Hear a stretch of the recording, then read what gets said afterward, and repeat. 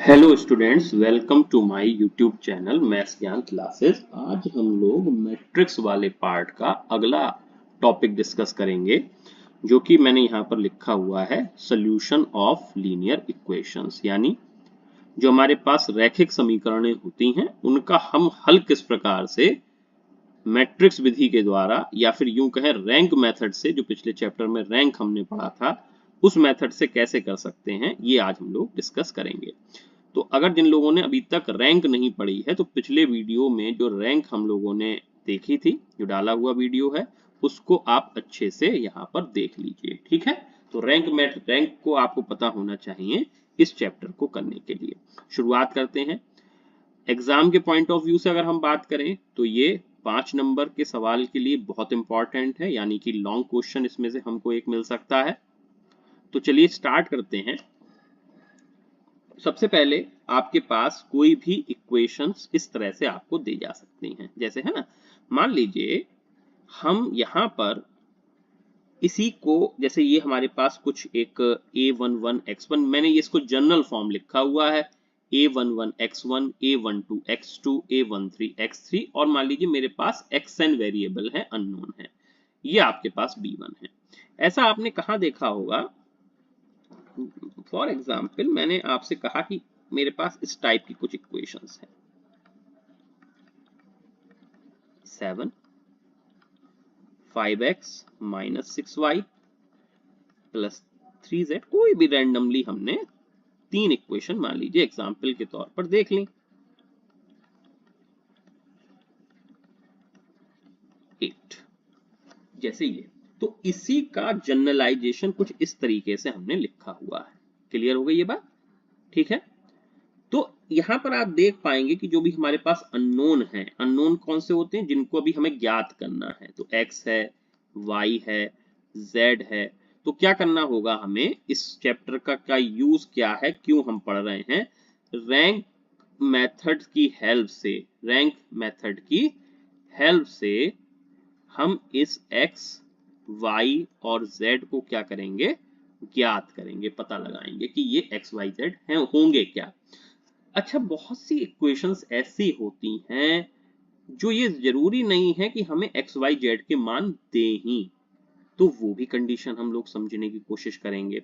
सबसे पहले जो भी हमारे पास सिस्टम ऑफ इक्वेशन दे रखा होगा उसको हम मैट्रिक्स फॉर्म में लिखेंगे। ये बात मेरी फिर से नोट करिए, जो भी इक्वेशंस, जैसे मान लीजिए ये एग्जाम्पल है, तो हमें इसको मैट्रिक्स फॉर्म में लिखना होगा। राइट, आप देख पाएंगे कि यहाँ पर ये जो 2 4 5 हैं, या 5 माइनस 6 3 है, ये क्या कहलाएंगे, कोफिशिएंट्स कहलाएंगे अननोन को। तो द अबव इक्वेशंस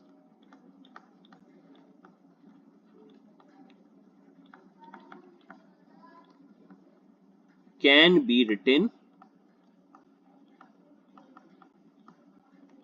एज, कैसे लिखी जा सकती हैं, ax इक्वल टू बी, ये मैट्रिक्स फॉर्म में है, can be written as in matrix form, ax equal to b. अब ये ax इक्वल टू बी आप हमेशा याद रखिएगा। a का मतलब क्या है, ये जो कोफिशिएंट आ रहे हैं ये, x का मतलब जो x y z अननोन है, और b का मतलब ये 7 5 8 जो राइट हैंड साइड में आएगा। मैं अगली यहां पर बता रहा हूं कि वेयर, अभी हमारे इस केस में जो a है वो क्या है, कौन सी मैट्रिक्स, कोफिशिएंट मैट्रिक्स कहलाती है। और अभी हमारे पास इसमें एलिमेंट्स कौन कौन से हैं, आप देखेंगे x का गुणांक है 2, ऐसी y का कोफिशिएंट है 4, z का कोफिशिएंट है 5। तो 2 4 5, ये पहला रो हो गया। इसी तरह से 5 माइनस 6 3, ये अगली रो हो जाएगी, 5 माइनस 6 3, और अंत में जो अंतिम रो है वो कितनी हो जाएगी, 7 2 और माइनस 6, 7 2 माइनस 6। इस a को क्या कहेंगे हम, here a is called coefficient matrix, coefficient matrix. Very good, तो ये हमने a लिख दिया। इसी तरह से ऑल्सो जो कैपिटल एक्स हमने कहा था ए एक्स इक्वल टू बी का, वो क्या हो जाएगा एक्स वाई जेड। ध्यान दीजिए, जब मैं आपसे कहूंगा ए की मल्टीप्लाई एक्स से करें, तो आप इसकी मल्टीप्लाई जब इससे करेंगे, ये आपका होमवर्क होगा, करके देखिएगा। ए की मल्टीप्लाई एक्स से कर रहे हैं तो क्या आएगा, तो आप देखेंगे कि आपके पास ये जो लेफ्ट हैंड साइड वाला पोर्शन है यही पूरा आपको मिल जाएगा। इसीलिए तो मैं कह रहा हूं कि इसका जो दूसरा रूप है इन लीनियर इक्वेशन को लिखने का, वो मैट्रिक्स फॉर्म में क्या हो जाएगा, a x equal to b हो जाएगा। Now what is b, what is b, b जो है, जो राइट हैंड साइड में आपके पास नंबर्स आ रहे हैं वो होंगे, हमारे इस केस में क्या है 758, तो 758, राइट। तो इसको लीनियर इक्वेशंस को हम ए एक्स इक्वल टू बी के फॉर्म में लिख सकते हैं। अब नेक्स्ट, अगर हम आपको एक होमवर्क फिर से मैं दे रहा हूं कि राइट द लीनियर इक्वेशंस, कौन कौन सी, 2x minus 4y plus 6z बराबर 7, minus x minus y minus z बराबर 0, 4x minus 2y plus 7z बराबर 3 इन मैट्रिक्स फॉर्म। तो जो अभी मैंने ए एक्स इक्वल टू बी लिखा है उसी फॉर्म में आपको इसे लिखना है, ये आपका होमवर्क होगा। चलिए, मैं यहाँ पे होमवर्क ना करके मैं खुद से इसको भी यहाँ पे एक बार फिर समझा देता हूँ जिन लोगों को समझ में नहीं आया है। तो सबसे पहले क्या करेंगे आप, the linear equations, the linear equations in matrix form are given as ax equal to b। so a क्या है, 2 माइनस 4 6 माइनस 1, कोफिशिएंट सिर्फ लिख रहा हूं मैं, माइनस इसका देखिए ऊपर कोफिशिएंट 2 था, ये माइनस 4 था, ये 6 था, ये माइनस 1 माइनस 1 माइनस 1, अगला बोलिए 4 माइनस 2 7। x का मतलब जो अननोन होंगे x y z, कभी कभी अगर वहां पर ध्यान दीजिएगा एग्जाम में x1 x2 x3 लिखा हो, जैसे क्वेश्चन ऐसे ना देकर ऐसे दे दिया जाए, समझ गए ना, यस। बाकी ऐसे ही हर एक में x1 xyz की जगह क्या हो, x1 x2 x3। तो क्या करेंगे हम, इन प्लेस ऑफ xyz क्या लिख देंगे, x1 x2 x3। तो जैसा आपको लिखा हो वैसा आप वहां पर लिखिएगा, ठीक है ना। चलिए, वेरी गुड। b क्या है अभी हमारे इसमें 703। तो ये आपका मैट्रिक्स फॉर्म में कन्वर्ट हो गया। ध्यान दीजिए, आपका होमवर्क अब इतना, हाँ यहाँ पे एक होमवर्क आपका ये रहा कि इनकी आपस में मल्टीप्लाई करिएगा, दो मैट्रिक्स का मल्टीप्लीकेशन करिएगा। तो आप देखेंगे कि जब आप मल्टीप्लाई फिर से करेंगे तो वापस आपको ये मिल जाएगा। और ये बराबर किसके हैं, 703 की। तो पहली लाइन जो आएगी वो 7 के बराबर, जैसे ये आपको इक्वेशन दिख रही है। अगली वाली जो लाइन आएगी वो 0 के बराबर, फिर आएगी वो 3 के बराबर। तो वापस आपको यही चीज आपको मिल जानी है। अब हम जो अपना मेन लीनियर इक्वेशन का सोल्यूशन ढूंढ रहे थे उसकी बात पर आते हैं। देखिए, यहां पर लीनियर इक्वेशंस के दो टाइप हैं।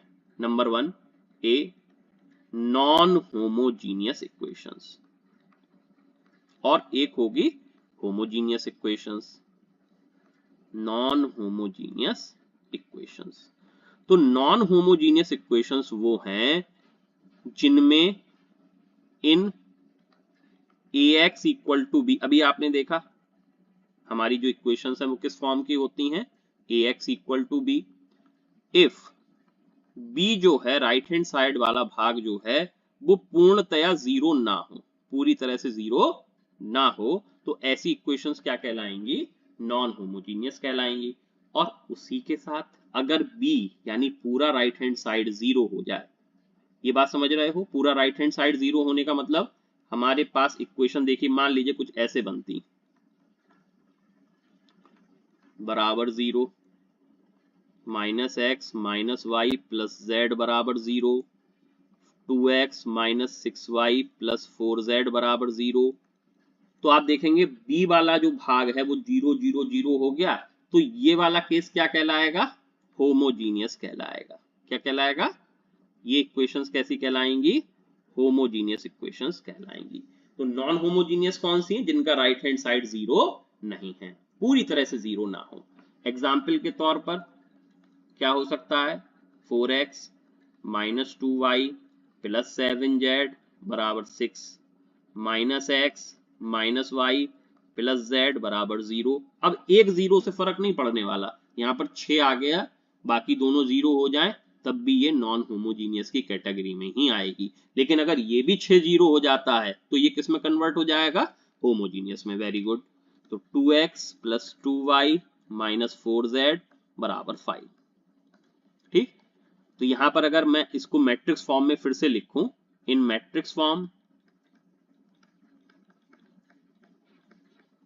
ax इक्वल टू बी, तो आप कैसे लिखेंगे इसको? जल्दी से बताएं। 4 माइनस 2 7 माइनस 1 माइनस 1 1 2 2 माइनस 4। तो अब ये आपको पूरी तरह से क्लियर हो गया होगा कॉन्सेप्ट। x की जगह एक्स वाई जेड, और जो हम कह रहे थे नॉन होमोजीनियस कौन बनाएगा? ये वाला भाग। तो अभी क्या है? ये 6 0 5। तो इस तरह से ये कौन सा प्रकार हो गया? नॉन होमोजीनियस का हो गया। अब नॉन होमोजीनियस का सोल्यूशन कैसे निकालेंगे? सबसे पहले सुना, अब बात करते हैं कि ऐसी इक्वेशंस का एक्स वाई जेड कैसे हम निकालेंगे रैंक विधि से, वो अब हम देखने जा रहे हैं। इस हल को निकालने से पहले एक मैट्रिक्स खास तरीके की हम लोग पढ़ेंगे, जिसको बोलते हैं हम ऑगमेंटेड मैट्रिक्स। फिर से सुनिए नाम, augmented matrix. Augmented matrix, n silent रहता है तो ऑगमेंटेड मैट्रिक्स। ऑगमेंटेड मैट्रिक्स क्या होती है? ऑगमेंटेड मैट्रिक्स को डिफाइंड किया जाता है ए सेपरेशन लाइन बी। अब आप कहेंगे भाई ये चीज क्या है ए सेपरेशन लाइन बी? फिर से एक एग्जांपल से ही समझते हैं।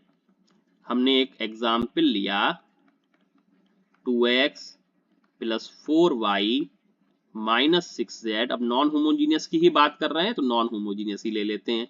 Minus x minus 2y plus 3z बराबर 7, 4x minus y plus z बराबर माइनस 6। ठीक है, ये हमारे पास नॉन होमोजीनियस की कैटेगरी हमने ले ली। आपसे मैं कहूं कि यहाँ पर ए क्या है, तो आप कहेंगे भाई ए क्या है? यहाँ पर बड़ा आसान है। ए क्या है? ए है दो कोफिशिएंट मैट्रिक्स, जिसको बोल रहे थे कई बार पिछले 3-4 एग्जाम्पल में हम यही पढ़ रहे हैं। तो 2 4 माइनस 6 माइनस 1 माइनस 2 3 4 माइनस 1 1। फिर मैं कहूं आपसे कि भाई x क्या है, तो x भी आप कह देंगे भाई जो अननोन है वो x है, नो डाउट।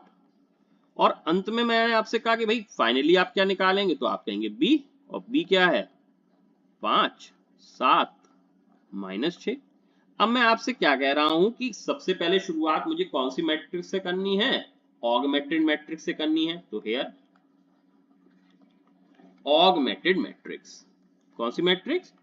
Augmented matrix. नाम हमने उसको क्या किस तरह से बताया, क्या करेंगे उसको लिए? A separation line b. तो बड़ा सिंपल है, सभी लोग ध्यान देंगे कि ये अब कैसे निकाला जाएगा। आपके पास ए दिख रहा है, बी दिख रहा है, इसको भी ए में बी को भी शामिल कर लीजिए। मतलब कुल मिला के नई मैट्रिक्स ऑगमेंटेड कैसे मिलेगी? जब ए की मैट्रिक्स में हम बी भी शामिल कर लें। तो ए क्या है भाई? शामिल करने का क्या मतलब है? 2 4 माइनस 6 ए लिख दिया, बिल्कुल सही, जैसा ए था हमने वैसा लिख दिया। बी क्या है? बी शामिल करने का मतलब है एक कॉलम में इसको भी बढ़ा लीजिए, और इनके बीच में एक सेपरेशन लाइन कर दीजिए, ये जरूरी है। लेकिन इसको पढ़ेंगे आप पूरी एक मैट्रिक्स की तरह, यानी जो नई मैट्रिक्स होगी वो कितने ऑर्डर की हो जाएगी, 3 तो इसमें रो हैं और 4 कॉलम है, तो इसका ऑर्डर हो जाएगा 3/4। ए की ऑर्डर क्या था 3/3, बी का ऑर्डर क्या था 3/1, तो पूरी जो ऑगमेंटेड मैट्रिक्स नई मिली ए बी वो क्या हो जाएगी 3:4, उसका ऑर्डर क्या हो जाएगा 3:4। क्लियर हो गई बात। प्रैक्टिस के तौर पर क्वेश्चन में दे रहा हूं यहां पर, फाइंड, जितनी चीजें मैं बता रहा हूं उनको अच्छे से करिएगा, तो यहां पर बिल्कुल आप एग्जाम में कोई प्रॉब्लम आपको नहीं आने वाली। Find augmented matrix for 2x minus y minus 6z बराबर -5, 4x minus y plus 2z बराबर 4, minus 6x plus 3y plus 5z बराबर 7। इस मैट्रिक्स के लिए आप ऑगमेंटेड मैट्रिक्स निकालेंगे। ठीक है, चलिए अब आपको जब ऑगमेंटेड मैट्रिक्स अच्छे से समझ में आ चुकी है तो अब इसका रोल क्या है उसकी तरफ चलते हैं हम। सॉल्यूशन, अब मैं हेडिंग डाल रहा हूं main, solution of non homogeneous linear equations. ठीक, तो ये इक्वेशन किस फॉर्म की होंगी अभी हम पढ़ चुके हैं, ax इक्वल टू बी। सबसे पहले मैंने क्या बात करा, ऑगमेंटेड मैट्रिक्स की, तो ऑगमेंटेड मैट्रिक्स क्या होगी ए बी, अभी हम डिस्कस कर चुके हैं पिछले कुछ समय पे ए बी। अब समझिए इसका सोल्यूशन, अब क्या इसमें क्या किस तरीके से हम इस परफॉर्म करेंगे टोटल। अगर ए बी की जो आप बात कर रहे हैं, सबसे पहले क्या काम करेंगे,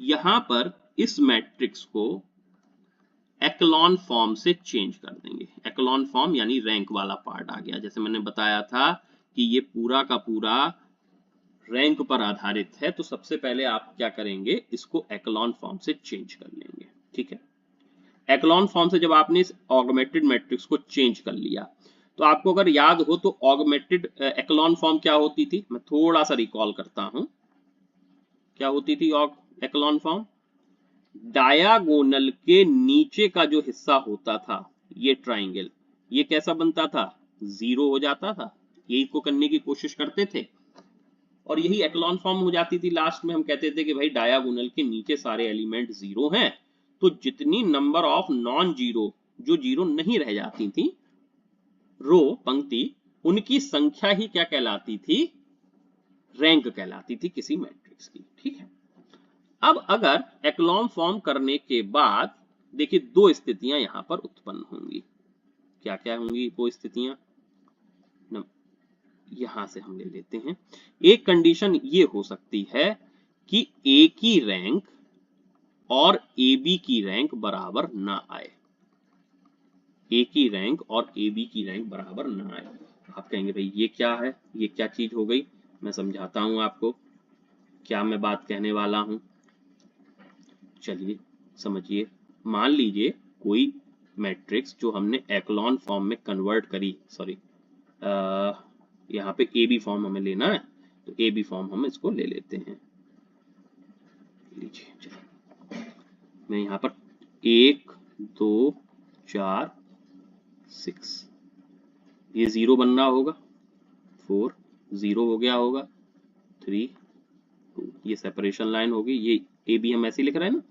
अब ध्यान से समझिए, एक्लॉन फॉर्म करने के बाद जब आपने एक्लॉन फॉर्म में कन्वर्ट करा, जैसे रैंक में हम करते थे एक्लॉन फॉर्म में कन्वर्ट, इसके नीचे 0 बनाया, इसके नीचे 0 बनाया। अब मान लीजिए, देखिए ध्यान से, यहां पर तो 0 बन गया और यहां पर कोई नंबर आ रहा है, कोई भी नंबर 4।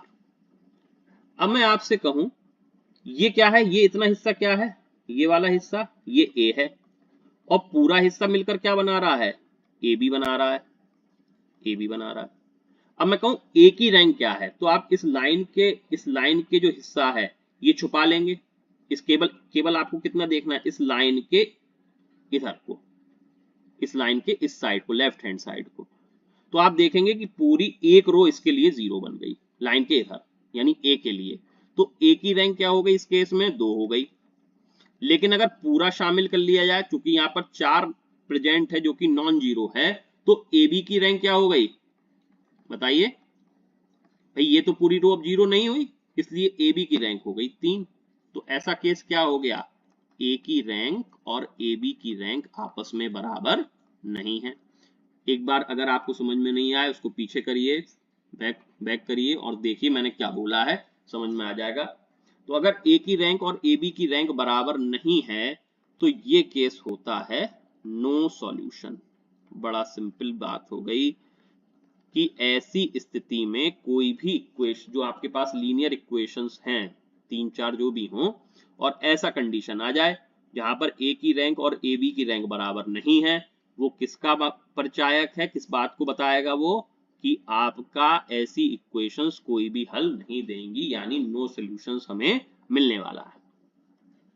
उसके बाद मान लीजिए रैंक बराबर आ जाए, रैंक ऑफ ए बराबर रैंक ऑफ ए बी। अच्छा, साथ ही साथ अगर रैंक ऑफ ए और रैंक ऑफ ए बी बराबर नहीं आती हैं तो ऐसी इक्वेशंस को कहते हैं हम इक्वेशंस आर इनकंसिस्टेंट। इनकंसिस्टेंट कैसी होती हैं? इक्वेशंस आर इनकंसिस्टेंट, इसको बोलते हैं कि इक्वेशंस इनकंसिस्टेंट हैं और हमें सिस्टम कोई भी सॉल्यूशन नहीं देगा। लेकिन अगर रैंक ऑफ ए बराबर रैंक ऑफ ए बी आ जाती है तो हम कहेंगे इक्वेशंस कैसी हैं? आर कंसिस्टेंट, ये कंसिस्टेंट है और हमें कोई ना कोई हल जरूर देंगी। भाई कंसिस्टेंट का मतलब कोई हल मिलेगा। लेकिन यहां पर भी 2 कंडीशंस फिर से अराइज हो जाएंगी, अभी मैं एग्जांपल में समझाऊंगा आपको। 2 कंडीशंस फिर मिल जाएंगी। क्या है 2 कंडीशंस? ध्यान दीजिए। अभी आप तो ये कह रहे हैं कि रैंक ऑफ ए और रैंक ऑफ ए भी बराबर है, लेकिन अगर ये अननोन के बराबर भी आ जाए, मतलब ये क्या हुआ? देखिए आप अननोन, जैसे अगर पिछले वाले सवालों में हम जाएं तो एक्स वाई जेड हम ले रहे थे अब तक, है ना? तो अननोन की संख्या कितनी हो गई? गिनिए, एक्स वाई जेड कितनी हो गई? 3 हो गई। यानी ए की रैंक भी 3 रहे, ए बी की रैंक भी 3 रहे और अननोन तो 3 है ही। तो ये वाला केस बन जाएगा। कैसे बन जाएगा? सब कुछ ऐसा ही चल रहा है। मान लीजिए इस जीरो की जगह कोई नंबर मैं डाल देता हूं, जैसे मान लीजिए नंबर आ गया 2। अब आप क्या कहेंगे भाई? ए की रैंक अब कितनी हो जाएगी कि इस लाइन के इधर जब आप लेफ्ट हैंड साइड में देखेंगे, इधर देखेंगे बाईं तरफ, तो आप पाएंगे कि अरे भाई ये तो एक जीरो ऐसी मिल गई जो पूरी तरह से जीरो नहीं है। तो 1 रो, 2 रो, 3 रो कैसी हैं? नॉन जीरो हैं। इस वजह से ए की रैंक कितनी हो जाएगी? अब 3 हो जाएगी। और ए बी की रैंक तो 3 रहनी ही है, क्योंकि 2 भी है 4 भी है, तो इसलिए ए बी की रैंक भी कितनी हो जाएगी? 3 हो जाएगी। साथ ही साथ अननोन की संख्या कितनी है? अननोन कितने हैं? अननोन बताइए। एक्स वाई जेड 3 है। तो इस तरह से ये कौन सा केस हो गया कि रैंक ऑफ ए बराबर रैंक ऑफ ए बी बराबर नंबर ऑफ अननोन। तो ऐसा केस यदि आता है तो ये केस होगा यूनिक सॉल्यूशन। किसका होगा? यूनिक सॉल्यूशन, यानी ऐसी इक्वेशंस हमें एकमात्र हल देंगी, एक के अतिरिक्त उसका कोई हल नहीं होगा। यूनिक सॉल्यूशन, अकेला इकलौता। ठीक है, जैसे देश के प्रधानमंत्री हमारे इकलौते हैं, राष्ट्रपति इकलौते हैं, वैसे ही इसका हल भी कैसा होगा? यूनिक होगा, एकमात्र हल होगा। ठीक है, समझ में आ गया होगा, होप सो। अब दूसरी कंडीशन क्या बन सकती है? रैंक तो बराबर आती है लेकिन अननोन ज्यादा हो जाते हैं, अननोन की संख्या से कम आती है। अननोन ज्यादा हो गए, ऐसा कब हो सकता है मेरे भाई? थोड़ा सा दिमाग लगाएंगे तो आप समझ पाएंगे। रैंक बराबर रखनी है, अननोन की संख्या ज्यादा हो जाएगी, ऐसा कब होगा? चलिए समझते हैं, एग्जाम्पल से ही समझ लेते हैं। देखिए अभी जो आप लिख रहे थे यहाँ पे 2 और 4, मान लीजिए ये भी 0 हो जाए और ये भी 0 हो जाए, अब क्या होगा? अब आप देखेंगे कि इस सेपरेशन लाइन के जब इधर की तरफ आए, बाई तरफ आए, लेफ्ट हैंड साइड में आए, तो आप देखेंगे एक रो, 2 रो ही हैं जो नॉन जीरो नहीं है, तीसरी रो तो पूरी तरह से 0 हो गई। इसका मतलब ए की रैंक 3 नहीं है भाई, कितनी हो गई? 2 हो गई। पूरी ए बी पर आएंगे तो भाई इसमें भी पूरी रो 0 है, तो ए बी की रैंक भी कितनी हो गई? 3 ना होके 2 हो गई। अननोन कितने? एक्स वाई जेड, वो तो 3 ही रहने। इसका मतलब ए की रैंक ए बी की रैंक के तो बराबर है, लेकिन less than number of unknown है। ऐसा अगर कोई केस फंसता है तो ये एग्जाम्पल होगा, या ये सवाल जो होगा ये इनफाइनाइट सोल्यूशन का होता है। मतलब या तो यूनिक सोल्यूशन होगा या फिर अनंत सोल्यूशन होंगे। ऐसा नहीं है 2 हो गए, 4 हो गए, 6 हो गए, 15 हो गए, नहीं। या तो एकमात्र हल होगा या फिर अनंत हल होंगे या फिर कोई हल नहीं होगा। कोई हल नहीं का क्या क्या कंडीशन थी भाई? रैंक ही बराबर नहीं आएगी। लेकिन रैंक बराबर है तो फिर आपको चेक कर लेना है, अननोन के बराबर है रैंक तो यूनिक सोल्यूशन, अननोन से कम आ रही है तो इनफाइनाइट सोल्यूशन। कोई मुझे ये पूछ सकता है कि भाई ऐसा हो सकता है क्या कि रैंक जो है वो ज्यादा हो अननोन से? ऐसा नहीं होगा। क्यों नहीं होगा बताइएगा? ठीक, बड़ा सिंपल सी बात है, थोड़ा जो लोग पढ़े हैं अच्छे से उनको समझ में आ जाएगा क्यों नहीं होगा, कि रैंक अननोन से ज्यादा क्यों नहीं हो सकती। ठीक, चलिए नेक्स्ट। अब हम आपको ये होप सो ये पूरा पिक्चर, ये जो पूरा चार्ट बनाया ये मैंने समझ में आ गया होगा। नोट कर लीजिए इसको अच्छे से, नहीं समझ में आया हो बैक करिएगा वीडियो और उसको ध्यान से सुनिए, समझ में आएगा। अब मैं चलता हूँ क्वेश्चंस की तरफ। क्वेश्चन लिखते हैं। सॉल्व द, यहां से रैंक की भी प्रैक्टिस हो जाएगी। Solve the system of equations. कई तरीके से सवाल आ सकता है, सॉल्व करने को आ सकता है, ऐसे भी पूछ सकता है कि prove that the systems are consistent या इनकंसिस्टेंट, है ना, या फिर टेस्ट द कंसिस्टेंसी, कैसे भी सवाल आ सकता है ये। Solve the system of equations x minus 4y plus 7z बराबर 14, 3x plus 8y minus 2z बराबर 13, 7x minus 8y plus 26z equals to 5।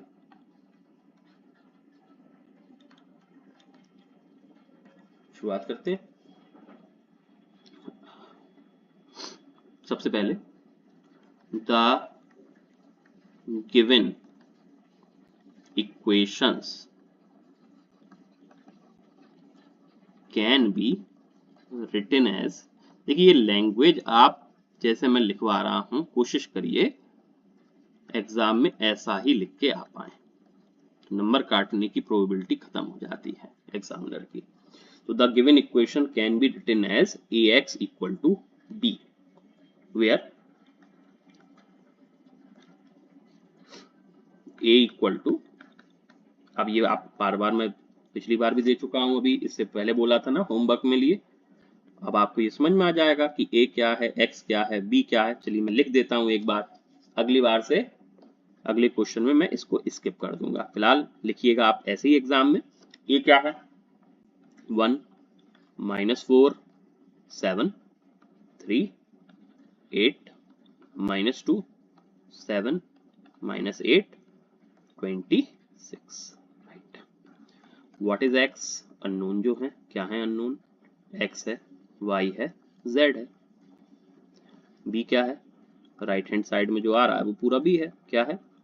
14 है, 13 है और 5 है। शुरुआत किससे करनी है आपको? किस मैट्रिक्स से?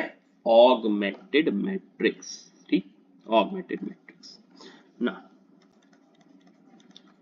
Augmented matrix. भाई क्या है ऑगमेंटेड मैट्रिक्स? बताया था ए के साथ बी भी जोड़ लो। तो भैया ए क्या है? ये अभी लिखा है आपने, बैक करिए। ए ये है 1 माइनस 4 7, 3 8 माइनस 2, 7 माइनस 8 26। ठीक, चलिए नोट कर लेते हैं। 1 माइनस 4 7 और क्या था शायद 3 8 माइनस 2, एक बार बैक कर लेते हैं, चेक कर लेते हैं। 3 8 माइनस 2, यस 7 माइनस 8 26, 7 माइनस 8 26। इसके बीच में एक सेपरेशन लाइन और फिर बी कितना था देख करके देख लीजिए, 14 13 5, 14 13 5। अब क्या करना है, इसको रैंक मेथड से एक्लॉन फॉर्म में कन्वर्ट कर देना। अब जिन लोगों ने रैंक देख ली है, नहीं देखी है, कोशिश करिए समझने की। क्या करेंगे, इस 1 के नीचे 0 बनाएंगे। ये एरो एग्जाम में मत बनाइएगा, मैं अभी समझाने के लिए बना रहा हूं। इस 1 के लिए ये दो एलिमेंट 0 बनाएंगे। मैं रो हटा देता हूं। चलिए क्या करेंगे, इस 1 के नीचे ये 3 है, ये 7 है। ये रो क्या कौन सी है, R2। ये कौन सी है, R3। R2 में क्या करेंगे, 0 बनाना है तो R2 minus 3R1, right. R3 में क्या करेंगे, R3 माइनस 7R1। कितनी अच्छी बात है ना। 1 को देखकर हमने 0 बना लिया। क्या आ जाएगा, 1 माइनस 4 7 14, कटाइए 3 टाइम्स कर लीजिए। ठीक, इसको 3 गुना लिख लीजिए, चाहे रफ पे लिख लीजिए, अब प्रैक्टिस हो चुकी होगी तो ऐसे ही कर लीजिए। 3 माइनस 3 0, इसका 3 गुना करेंगे तो आएगा आपके पास माइनस 12। 8 में से जब आप माइनस 12 घटाएंगे तो 8 प्लस 12 हो जाना है, यानी 20 हो जाएगा। ये 3 गुना 21 होगा 7 का, और माइनस 2 माइनस 21 करेंगे तो माइनस 23 होगा। फिर 14 का मल्टीप्लीकेशन 3 से करेंगे तो कितना होगा, 42। ठीक है, 42। और 42 में 13 माइनस 42 करेंगे तो माइनस के 29 मिलेंगे, राइट, बिल्कुल सही। अब 7 टाइम्स आ जाइए, 7 माइनस 7 0, 7 टाइम्स ऑफ 4 माइनस 28, फिर माइनस 8 माइनस ऑफ माइनस 28 तो माइनस 8 प्लस 28 हो जाएगा तो 20 आएगा। इधर देखिए 26 और 7 into 7 49, 26 minus 49 minus 23। In last 14 into 7, 14 into 7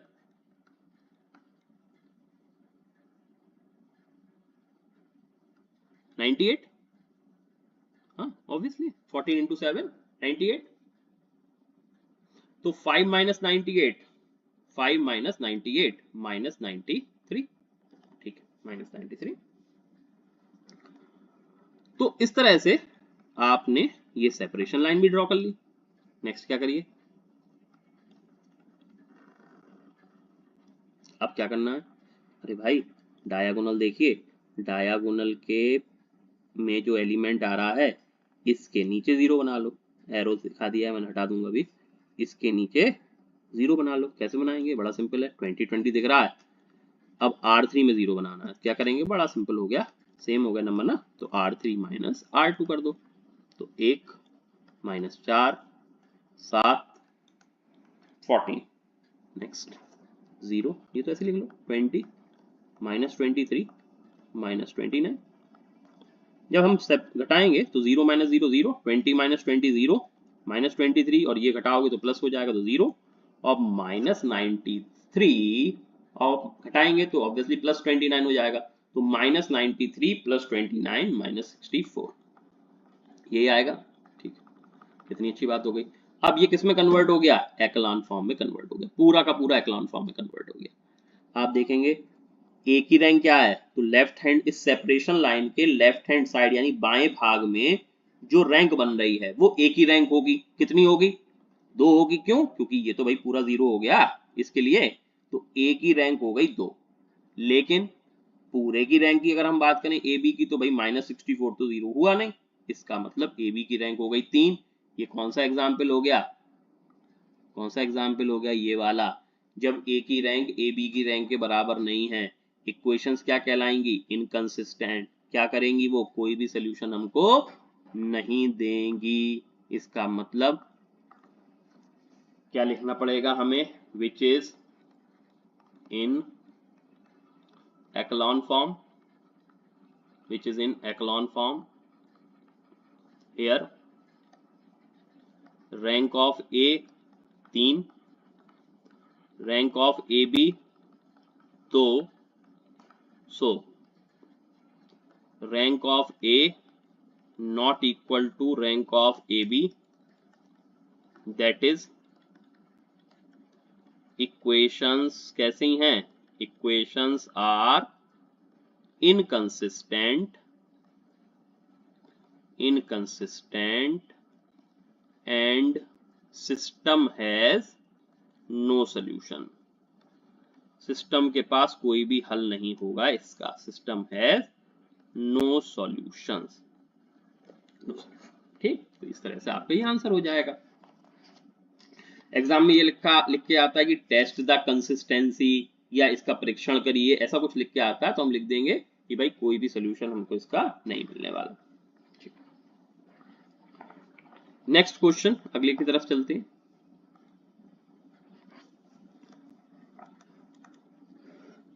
sorry, अब मैंने कुछ इस तरीके से लिखा है इसको,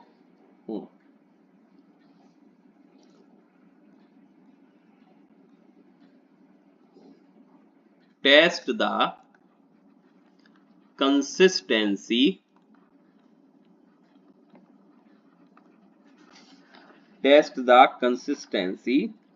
and find the solution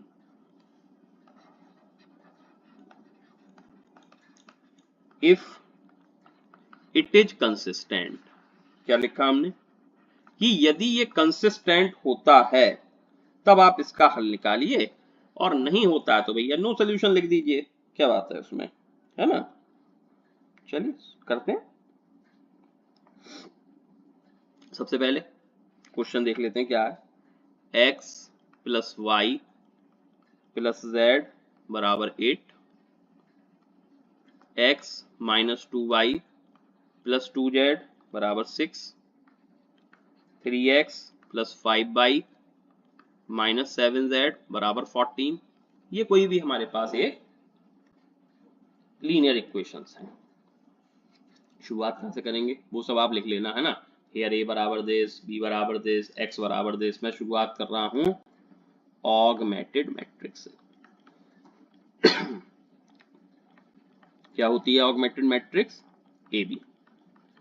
आप लैंग्वेज कैसे लिखेंगे, जिससे पहले वाले क्वेश्चन में लिखवाई थी, यहां से ये वाली। ठीक, इतना लाइन लिख लेना।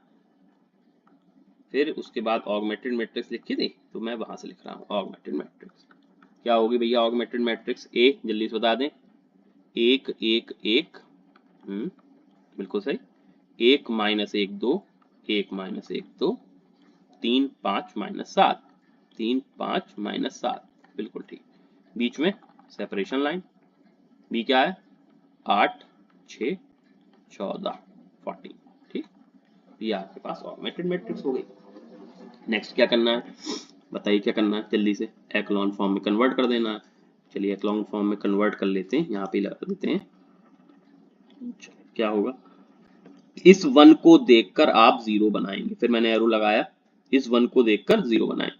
क्या ऑपरेशंस क्या होंगे, ये 1 है तो R2 में क्या करा भैया, R2 माइनस R1 कर दिया, और R3 में क्या करा, R3 माइनस 3R1 कर दिया।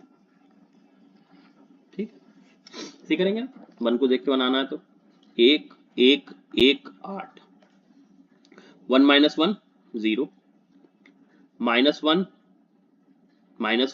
तो minus 2, 2 minus 1 1, 6 minus 8 minus 2, 3 times घटा दीजिए, 3 माइनस 3 0, 5 माइनस 3, 3 गुना करेंगे इसका तो 3, 5 माइनस 3 2, माइनस 7 माइनस 3 कितना हो जाएगा, माइनस 7 माइनस 3, चलिए बताइए, माइनस 10, और 14 माइनस 8 की गुणा 3 से करेंगे 24, तो 14 माइनस 20 4, तो -10, बिल्कुल सही।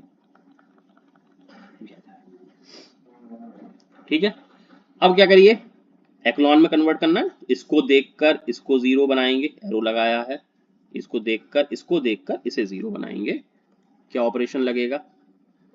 चलिए मैं इस वाले हिस्से को यूज कर लेता हूं, जिससे कि मुझे पेज ना स्लाइड ना चेंज करनी पड़े।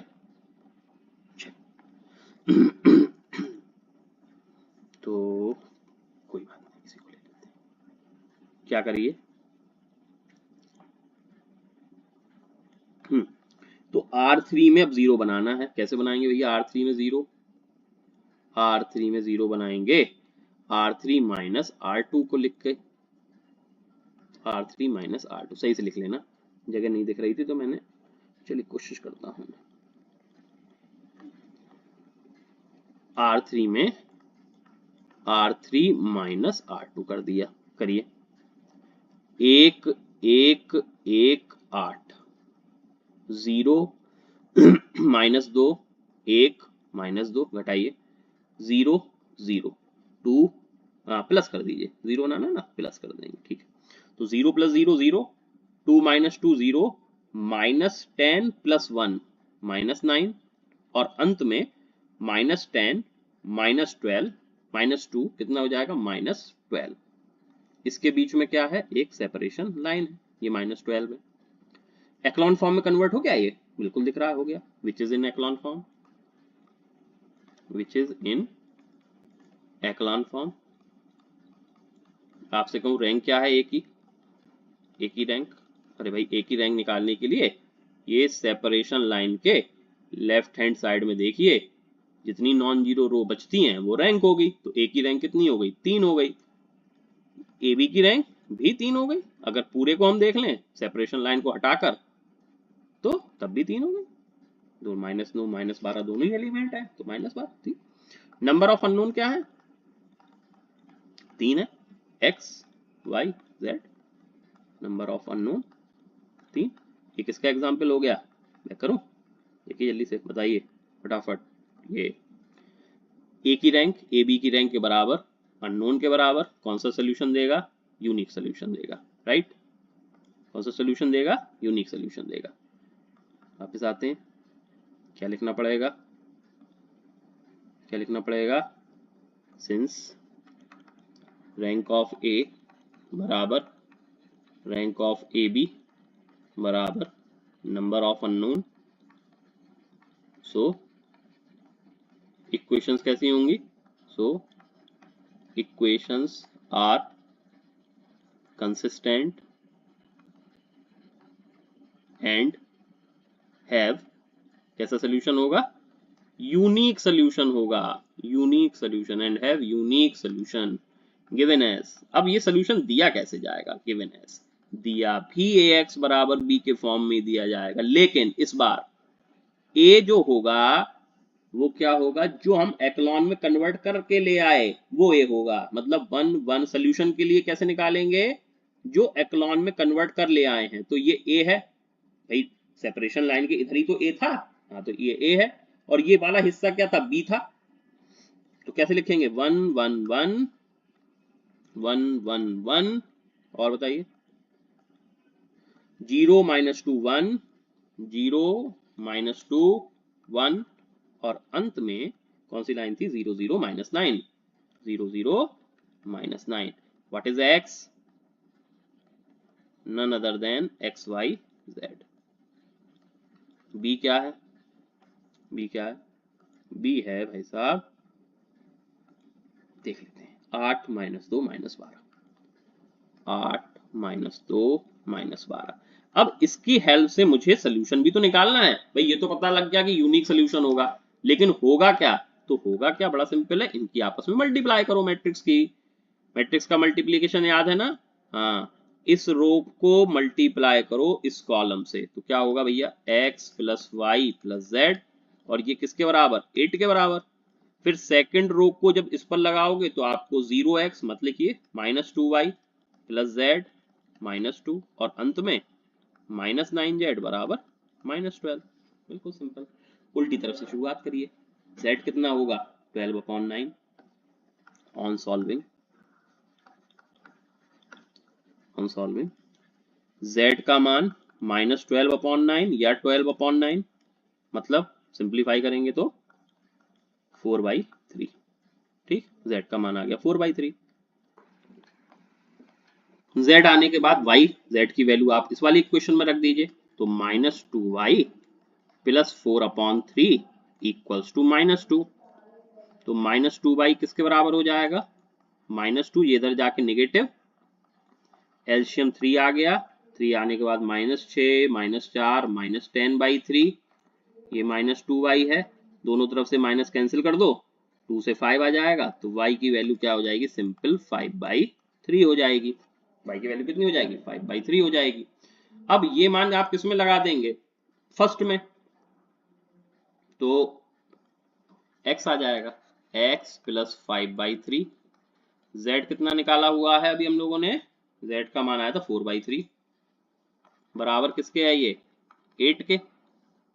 इस तरह से x + 9/3, 9/3 का मतलब तो भाई 3 हो जाएगा, है ना, 9/3 का मतलब 5 + 4/3 तो 3, 5 + 4 9/3, 9/3 का मतलब 3 बराबर 8, x का मान क्या आ जाएगा, 5 आ जाएगा। ठीक है, तो इस प्रकार से हमने सोल्यूशन ढूंढ लिया, हेंस x बराबर 5, कायदे से लिख देंगे y = 5/3 और z = 4/3। ठीक, तो ये जो है आपका आंसर हो गया। अब नेक्स्ट वीडियो में मैं आपको मिलूंगा एक तो इनफाइनाइट के साथ, कुछ और क्वेश्चंस के साथ, और साथ ही साथ होमोजीनियस इक्वेशंस के साथ। ठीक है, तो नेक्स्ट वीडियो में मैं आपको ये सारी और जानकारी दे दूंगा। तो इस तरह से ये आपका पूरा पार्ट जो है सोल्यूशन ऑफ लीनियर इक्वेशन वो खत्म हो जाएगा। इसको अच्छी तरह से प्रैक्टिस कर लीजिए। 2 तरीके बताए, ऑगमेंटेड मैट्रिक्स बताई, मैट्रिक्स के फॉर्म में लीनियर इक्वेशन को कैसे लिखेंगे, तो ये अच्छी तरह से समझ लीजिएगा। नेक्स्ट वीडियो में मैं आपको फिर से अगली आगे की इसके प्रोसेस या क्वेश्चंस के बारे में डिस्कस करूंगा। चलिए तब तक गुड बाय, नेक्स्ट वीडियो में मिलते हैं।